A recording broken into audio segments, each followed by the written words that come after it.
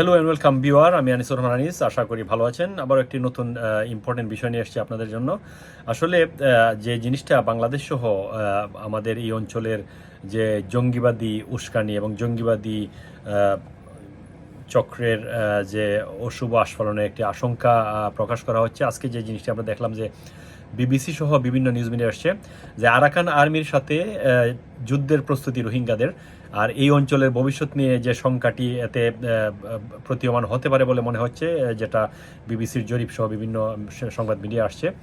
আপনারা তো জানেন যে বাংলাদেশে দীর্ঘদিন ধরে প্রায় 12 লাখেরও বেশি 1.2 million, more than 1.2 million Rohingyas are in Bangladesh.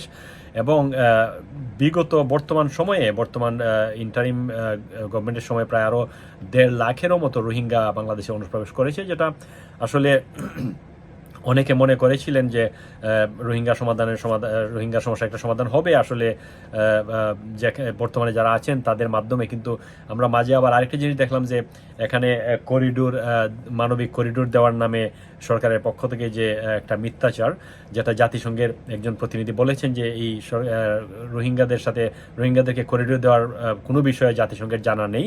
তখন সরকারের পক্ষ থেকে আবার সেটা আবার অন্যভাবে উপস্থাপন করা হয়েছে মিডিয়ায়।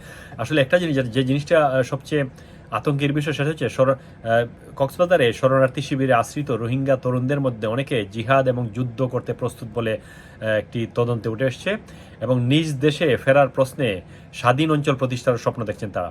বাংলাদেশে আশ্রিত শরণার্থীদের মধ্যে গত 1-1.5 বছরের মধ্যে এমন চিন্তাভাবনা ও মানসিকতা তৈরি হয়েছে।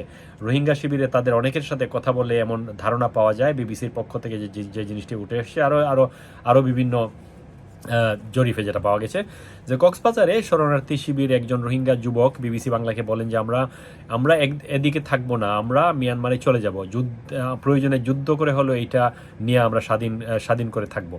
নিজের চিন্তাভাবনা আরও স্পষ্ট করতে গিয়ে তিনি বলেন, আমরা যুদ্ধ করব আরাকান আর্মির সাথে, আমরা স্বাধীন এবং স্বাধীনতা চাই।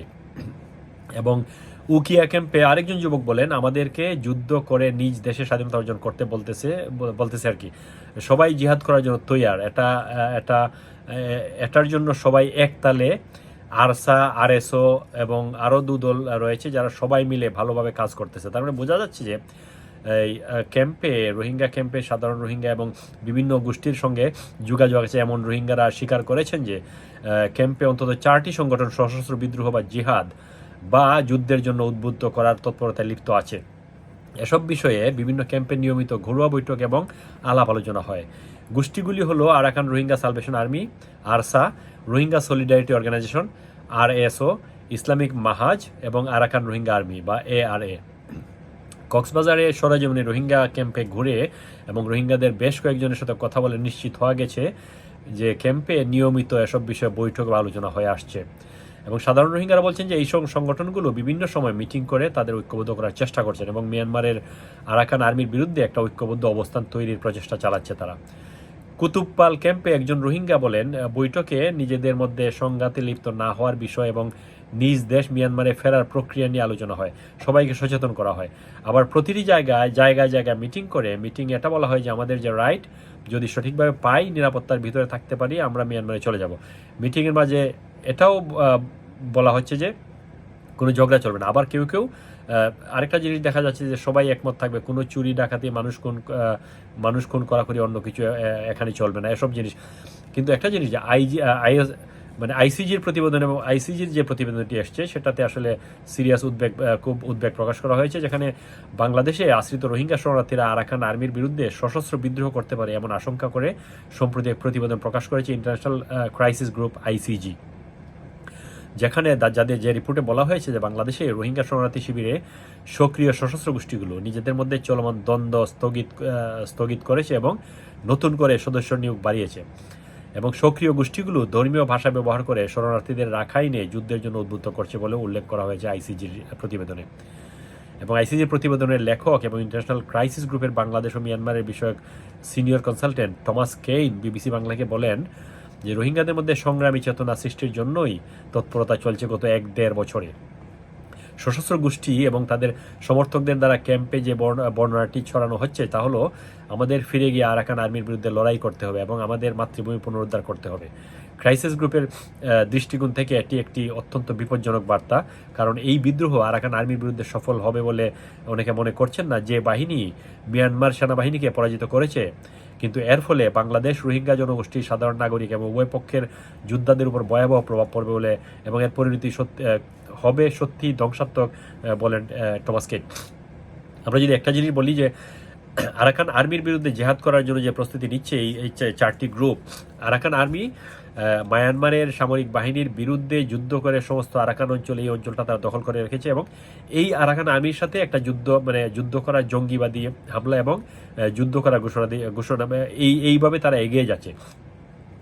যদি তাই হয় তাহলে দেখা যাবে যে এই অঞ্চলটায় যে জিনিসটা হবে, এখানে একটা জিনিস বিবেচ্য বিষয়। আমরা যদি এখন চিন্তা করি যে বাংলাদেশ সরকারের পক্ষ থেকে সেফ যে করিডোর দেওয়ার, মানবিক করিডোর দেওয়ার যে চিন্তাভাবনা চলছিল, আরাকান আর্মির সাথে স্বাভাবিকভাবেই একটা দ্বন্দ্ব সৃষ্টি হবে, বাংলাদেশের একটা দ্বন্দ্ব সৃষ্টি হবে। মায়ানমার হচ্ছে একটা সরকার, আরাকান একটা বিদ্রোহী গ্রুপ, আরাকান অঞ্চলটাকে তারা আরাকান আর্মি দখল করে নিয়েছে। এই আরাকান আর্মির সাথে যদি বাংলাদেশে যারা আছে উদ্বাস্ত রোহিঙ্গা, তারা যদি যুদ্ধে জড়িয়ে পড়ে, তাহলে এই যুদ্ধটা ত্রিমুখী লড়াই হতে পারে, ত্রিমুখী চতুর্মুখী। যেমন রোহিঙ্গারা থাকবে একটা পক্ষে, বাংলাদেশের অবস্থান থাকবে কোথায়, বাংলাদেশ হয়তো নিরাপত্তার খাতিরে তারা নিউট্রাল থাকবে এবং কোন দিকে যাবে। তারপর আরাকান আর্মি একটা পক্ষ, মায়ানমার আর্মি একটা, মানে মায়ানমারের সেনাবাহিনী এবং সরকার একটা পক্ষ। সুতরাং এখানে ত্রিমুখী চতুর্মুখী একটা জঙ্গিবাদী অবস্থার উত্থান হবে বলে অনেকে মনে করছেন। এবং রোহিঙ্গা ক্যাম্পের অনেক বৈঠকে সদস্য সংগ্রহের পাশাপাশি বিভিন্ন রকম প্রশিক্ষণ হয় বলে উল্লেখ করা হয়েছে আইসিজির প্রতিবেদনে। ক্যাম্প এবং ক্যাম্পের বাইরে কী ধরনের প্রশিক্ষণ হয় সে প্রসঙ্গে আইসিজির টমাস কেইন বলেন, ক্যাম্পে গোপনে কিছু করা প্রায় অসম্ভব। কিছু শারীরিক প্রস্তুতির মতো প্রশিক্ষণ ক্যাম্পে হয়েছে, যেখানে অস্ত্র ব্যবহার করা হয়নি, বরং ব্যায়াম বা ড্রিলের মতো কার্যক্রম রয়েছে। তবে বাংলাদেশে ক্যাম্পের ভেতর কোথাও সশস্ত্র প্রশিক্ষণ হয় না বলে জানিয়েছেন স্থানীয় বাংলাদেশি এবং ক্যাম্পের রোহিঙ্গারা। একজন রোহিঙ্গা জানান যে সশস্ত্র প্রশিক্ষণের জন্য অনেকে নির্দিষ্ট সময়ের জন্য ক্যাম্পের বাইরে সীমান্ত পাড়ি দেয়। ওই রোহিঙ্গা বলেন, এটা মায়ানমারে গিয়ে প্রশিক্ষণ নেয়, এখানে কোনো প্রশিক্ষণ হয় না। বাংলাদেশে আমি আমার সামনে কোনোদিন দেখি নাই, কোনো প্রশিক্ষণ হয় না। ওরা মায়ানমারের দেশে যে ওদিকে 1 বছর থেকে 2 বছর থেকে প্রশিক্ষণ নিয়ে ছুটে আসে। তার মানে কক্সবাজার, উখিয়া, টেকনাফ জুড়ে 33টি ক্যাম্পে 13 লাখেরও মতো রোহিঙ্গা শরণার্থী আশ্রয় নিয়েছে। এর মধ্যে 34% বয়সের তরুণ। সাম্প্রতিক সময়ে ক্যাম্পে রোহিঙ্গাদের বিভিন্ন তৎপরতার বিষয়টি স্থানীয় বাংলাদেশের মধ্যে নজরে এসছে এবং স্থানীয় বাংলাদেশিরা রোহিঙ্গাদের তৎপরতার খোঁজ খবর রাখেন বলে জানান বাংলাদেশের স্থানীয় জনগোষ্ঠীর অধিকার বাস্তবায়ন কমিটি নামে একটি সংগঠনের সভাপতি সংগঠন। এবং একটা জিনিস যেটা উদ্বেগের বিষয় সেটা হচ্ছে যে আমরা দেখেছি গত 1 বছরে প্রায় 1.5 লাখেরও বেশি, গত 8-9 মাসে প্রায় 1.5 লাখেরও বেশি রোহিঙ্গা অনুপ্রবেশ ঘটেছে এবং আরাকান আর্মির বিরুদ্ধে যুদ্ধের প্রস্তুতি নিচ্ছে রোহিঙ্গা সশস্ত্র গোষ্ঠীগুলো, যেটা ক্রাইসিস গ্রুপের প্রতিবেদনে আসছে। যে জিনিসটা আসলেই খুব শঙ্কা বহন করে।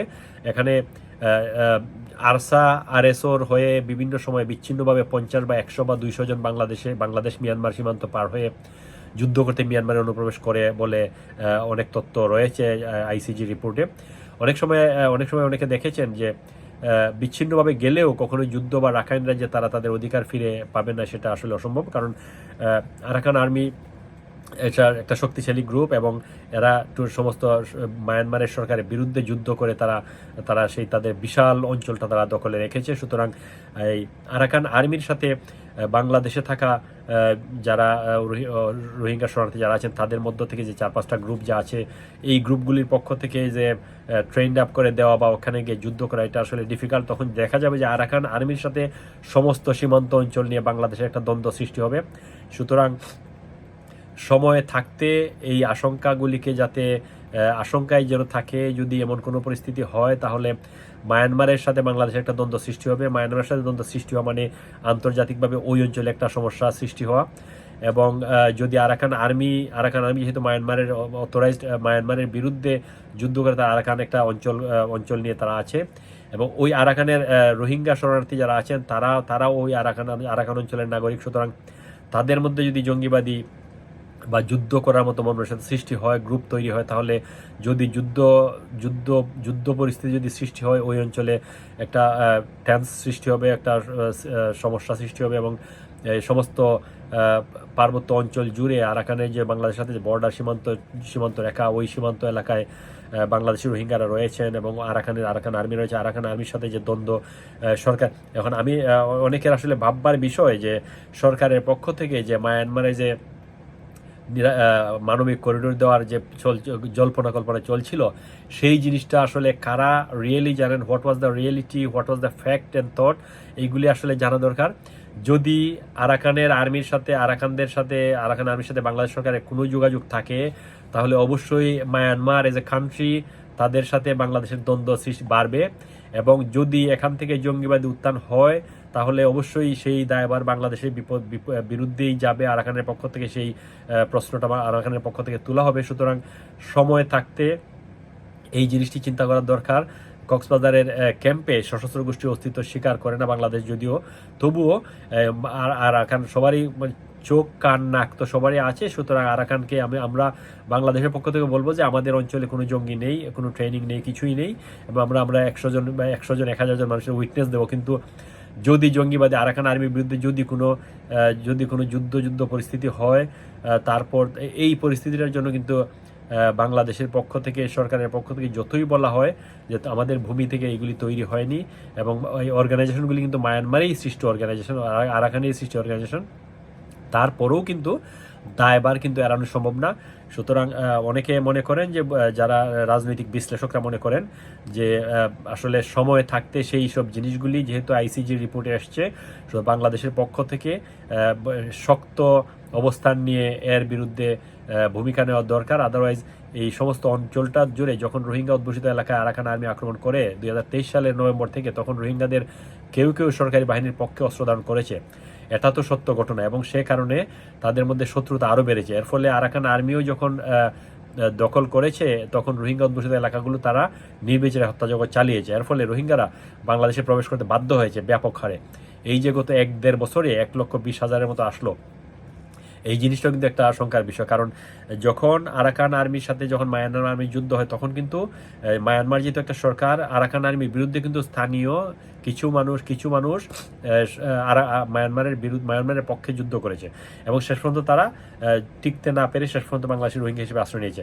ঠিক সেম আরাকান আর্মি যারা মায়ানমারের সামরিক সরকারের বিরুদ্ধে যুদ্ধ করেছিল, যারা টিকতে পারে, তখন তারাও কিন্তু এসেছিল। এখন দেখা গেছে বাংলাদেশে যারা আসছে, এখানে চারপাশে সামরিক গ্রুপ আছে, জঙ্গি উগ্রপন্থী বা সামরিক গ্রুপ বলতে পারেন, রেভলিউশনারি গ্রুপ। এই গ্রুপগুলি কিন্তু এখন একাট্টা হয়েছে যে তারা তাদের স্বাধীনতা। আমরাও চাই যে রোহিঙ্গারা এখানে যারা আছেন, প্রায় 13 লাখের মতো রোহিঙ্গা, আমরা চাই যে রোহিঙ্গারা তাদের স্ব অঞ্চলে ফেরত যাক। এখন বাংলাদেশের পক্ষ থেকে যে জিনিসটা হতে পারে, বাংলাদেশের পক্ষ থেকে আরাকান আর্মির সাথে কোনো আলোচনা করে সফল হওয়া যাবে না। কারণ যদি আরাকান আর্মির সাথে আলোচনা করা হয়, তাহলে মায়ানমার সেনাবাহিনী, মায়ানমার সরকার অবশ্যই বাংলাদেশের বিরুদ্ধে অবস্থান নেবে। সুতরাং সময় থাকতে আন্তর্জাতিক চাপ প্রয়োগের মাধ্যমে রোহিঙ্গাদেরকে ফেরত দেওয়ার ব্যাপারে সুযোগ যদি সৃষ্টি করা যায়, তাহলেই এই অঞ্চলের যে জঙ্গিবাদী আশঙ্কা যেটা রয়েছে, যে আরাকান আর্মির সাথে যুদ্ধের যে প্রস্তুতি আছে বলে রিপোর্টে আসছে, সেই সব জিনিস থেকে পরিত্রাণ সম্ভব এবং বাংলাদেশকে নিরাপদে রাখা যাবে। আশা করি সরকারের পক্ষ থেকে যদি কেউ জানেন, শোনেন, এবং তাদের অবস্থানকে আমরা জানি না, আমরা বিভিন্ন রিপোর্টগুলি দেখছি, বিবিসির রিপোর্টটা দেখলাম। সুতরাং সময় থাকতে যদি এই ব্যবস্থা নেওয়া না যায়, তাহলে আরও একটি যুদ্ধের আশঙ্কা সৃষ্টি হতে পারে, যেখানে উগ্র জঙ্গিবাদী গোষ্ঠী আরও মাথাচাড়া দিয়ে উঠতে পারে। যদিও বাংলাদেশে গত 1 বছর ধরে বিভিন্ন ধরনের জঙ্গিবাদী মব বা বিভিন্ন মব ভায়োলেন্স, তারপরে হামলা, সংখ্যালঘুদের উপর হামলা বিভিন্ন দিকে বেড়েই যাচ্ছে।